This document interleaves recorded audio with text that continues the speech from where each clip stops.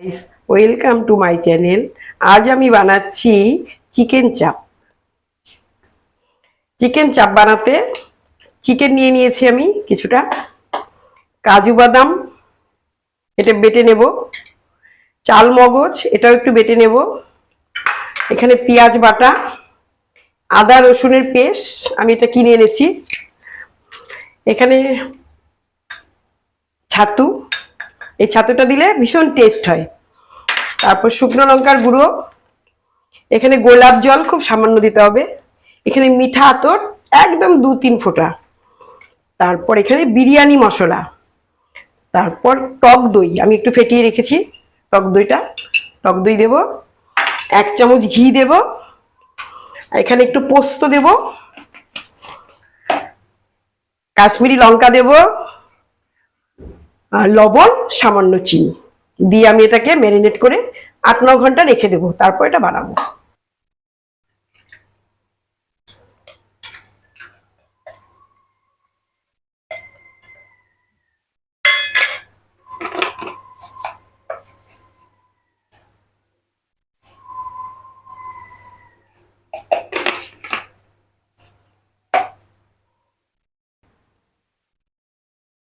আমি কাজু বাদামের পেস্টটা এটাতে দিয়ে দিলাম,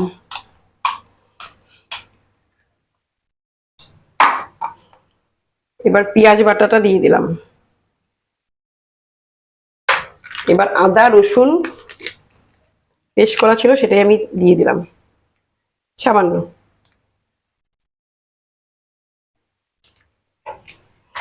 এবার বিরিয়ানি মশলাটা দিয়ে দিলাম, এবার ছাতু দিয়ে দিলাম।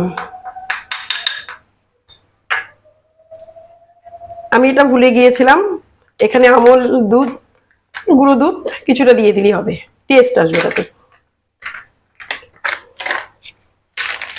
শুকনো লঙ্কার গুঁড়ো, ঝাল যে যতটুকু খায় পরিমাণ মতো দিতে হবে, একটু ঝাল হলে টেস্ট হবে। এবার আমি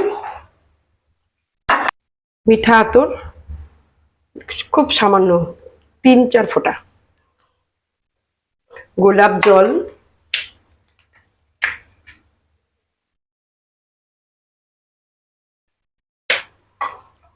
কাশ্মীরি লঙ্কা,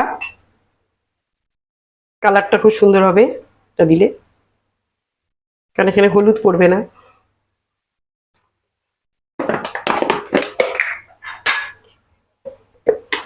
এক চামচ ঘি, আপনারা ঘি না থাকলে সাদা তেলও দিতে পারেন।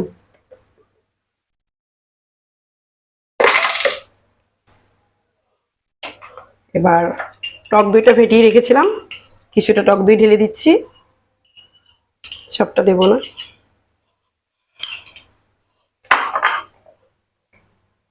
এবার নুন,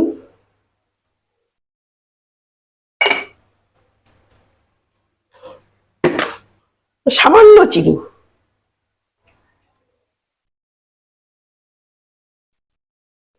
এবার এটাকে আমি মেখে ম্যারিনেট করে রেখে দেবো 8-9 ঘন্টা।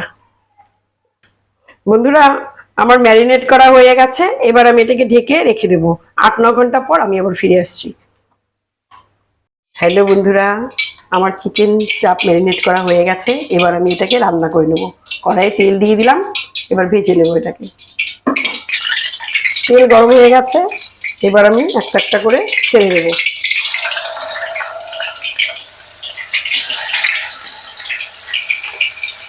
এটাকে সিম করে দেবো, নাহলে লেগে যাবে।